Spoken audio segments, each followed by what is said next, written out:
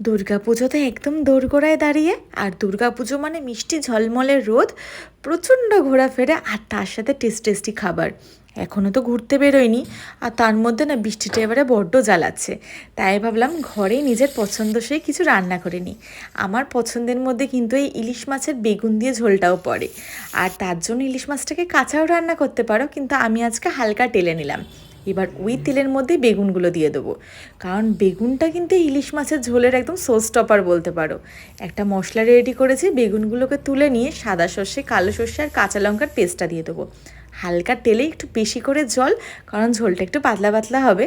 এবার ঝোলটা ফুটে আসলেই ওর মধ্যে বেগুন আর মাছটা দিয়ে দেবো।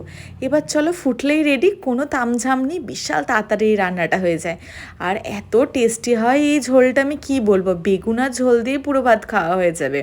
এবার সবাই প্রে করো বৃষ্টিটা যাতে তাড়াতাড়ি কমে যায় আর বাইরেও একটু খেতে যেতে পারে।